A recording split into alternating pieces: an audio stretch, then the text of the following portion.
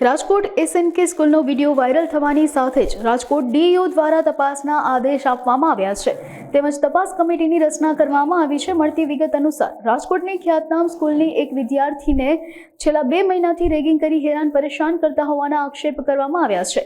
ત્યારે વિદ્યાર્થીનીએ અનેક વખત સ્કૂલમાં પણ રજૂઆત કરી છે, છતાં પણ સ્કૂલ દ્વારા કોઈ પણ પગલાં લેવામાં ન આવ્યા હોય તેવો પણ વિદ્યાર્થીની દ્વારા આક્ષેપ કરવામાં આવ્યો છે। અવારનવાર સ્કૂલ બસ આડા ઊભા રહી અને વિદ્યાર્થીને અપશબ્દ બોલવા અને હેરાન કરવાની ઘટના અનેકવાર બની હોવાનું જણાવાયું છે। નમસ્તે, મારું નામ ભાર્ગવ ચૌહાણ, રાજકોટ મહાનગર મંત્રી અને પ્રદેશ મીડિયા સહસંયોજક અખિલ ભારતીય વિદ્યાર્થી પરિષદ। અમે ગઈકાલે સ્કૂલમાં રજૂઆત કરવા ગયા હતા, પણ ત્યાંથી કોઈ ચોક્કસ જવાબ આપવામાં આવ્યા ન હતા, ઉડાવ જવાબ આપવામાં આવ્યા હતા।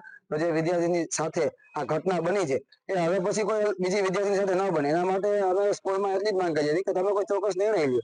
એમને કોઈ જવાબ આપ્યા ન હતા, એમાં ફક્ત ને ફક્ત કીધું કે અમે અમારી રીતે જોઈ લેશું, 24 કલાકમાં નિર્ણય આપી દેશું, આવા જવાબો આપ્યા હતા। લેખિતમાં પણ કોઈ બાંહેધરી આપી ન હતી, જેથી અમે DO સાહેબ પાસે આવ્યા કે દરેક સ્કૂલોમાં એક લેટર જાય કે જ્યારે કોઈ પણ વિદ્યાર્થીની કે વિદ્યાર્થી જ્યારે આપ સમક્ષ રજૂઆત કરવા આવે ત્યારે રજૂઆત સાંભળીને ત્વરિતપણે એના પર નિર્ણય લેવામાં આવે અને જે વિદ્યાર્થી છે એની પર એક્શન લેવામાં આવે। આવો એક લેટર દરેક સ્કૂલમાં ફળવાય અને જે વિદ્યાર્થીની સાથે ઘટના બની છે એ વિદ્યાર્થીના નિવેદનમાં પણ જણાવ્યું છે કે હું 2 મહિનાથી રજૂઆત કરતી હતી, તેમ છતાં પણ સ્કૂલે કોઈ એક્શન નથી લીધા। એ એક્શન સ્કૂલે નથી લીધા, એના પર DO સાહેબ ચોક્કસ સ્કૂલ પર પણ એક્શન લે અને ચોક્કસ એને નિર્ણય આપે એવી અમારી માંગ હતી। અને હવે પછીના સમયમાં જો સ્કૂલ દ્વારા કોઈ ચોક્કસ નિર્ણય લેવામાં નહીં આવે તો અખિલ ભારતીય વિદ્યાર્થી પરિષદ ઉગ્રથી અતિઉગ્ર આંદોલનો કરશે, એની સંપૂર્ણ જવાબદારી સ્કૂલની રહેશે।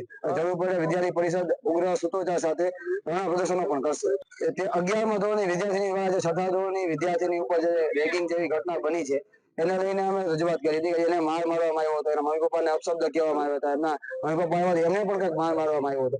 આવી ઘટના બની હતી। આવી ઘટના ન બને અને આવા કોઈ વિદ્યાર્થીની કે વિદ્યાર્થી આવી ઘટનાનો ભોગ ન બને એ માટે કોઈ ચોક્કસ નિર્ણય લેવામાં આવે ને જે વિદ્યાર્થીની આ ઘટનાનો ભોગ બની જાય એને ન્યાય આપવામાં આવે એવી અમારી એક માંગ છે। આ વિદ્યાર્થીના પિતા સાથે જ્યારે વાત થઈ ત્યારે અમે એમ જણાવ્યું કે પોલીસ ફરિયાદ અમે માલવ્ય ચોકીમાં કરી દેવામાં આવી છે, આ રીતે આપણને વાત કરી છે, પણ આપણને ચોક્કસ ખાતરી એ છે ને કે આપણે પોલીસ ફરિયાદ કરી છે, આપણે એના પિતા દ્વારા જાણ થઈ છે અને નિવેદનમાં પણ વિદ્યાર્થીને કહે છે કે અમે પોલીસ ફરિયાદ કરી છે। આ રીતે SNK સ્કૂલની અંદર જે વિડીયો દીકરીનો ધોરણ 6 ની દીકરીનો વિડીયો આવ્યો છે એક અમારી સામે, આ બાબતે અમે SNK સ્કૂલ સાથે પણ ચર્ચા કરી છે અને આમાં અમને કોઈ પેરેન્ટ્સ તરફથી કોઈ ફરિયાદ નથી આવી। તો દીકરીએ વિડીયોમાં એવું કીધું છે કે ધોરણ 11 ના જે કોઈ વિદ્યાર્થીઓ છે એમને સાથે એમને રોજ ઝઘડા થયા કરતા હતા।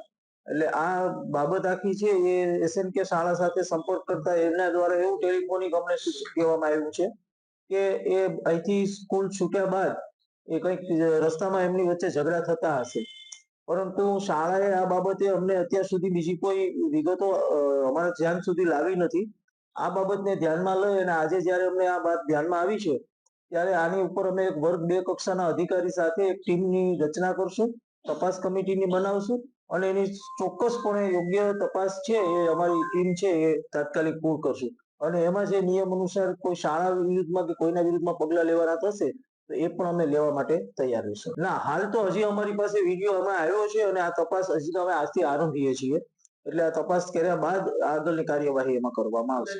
આ બસ અંદાજિત એટલે અમે જેટલી તાત્કાલિક અસરથી અમારી જેટલી તપાસ આ પૂર્ણ થાય એટલી અમારે વહેલામાં વહેલી આ તપાસ પૂર્ણ કરવી છે। આ રેગિંગની ઘટના ન કહેવાય, કેમ કે આ ઘટના શાળામાં બનેલી ઘટના નથી। પહેલા તો આ કેમ્પસની બહાર જ્યારે બાળકો જતા હોય તો આપણે સ્વાભાવિક છે સમજી શકીએ કે ઘણી વખત બાળકો અંદર અંદર ઝઘડતા હોય છે અને આ જે છે એમાં દીકરીએ જે પોતાના વિડીયોમાં કહ્યું છે કે ભાઈ અમને આ વારંવાર અમારી સાથે આવી રીતના 11મા ધોરણના બાળકો છે અમારી સાથે ઝઘડા કરે છે, એટલે એ બાબતને ધ્યાનમાં રાખી અને આની યોગ્ય તપાસ અમે ઊંડાણપૂર્વકની તપાસ આદરીશું। અમારી તપાસ કમિટી છે એ સ્કૂલની પહેલા તપાસ કરશે આમાં અને એમની પૂછપરછ પહેલા કરવામાં આવશે। એવી જ રીતના બાળકોની પણ તપાસ કરવામાં આવશે અને એમની પણ પૂછપરછ કરવામાં આવશે અને તમામના નિવેદનો લીધા બાદ જ આ કાર્યવાહી આગળ વધારશું।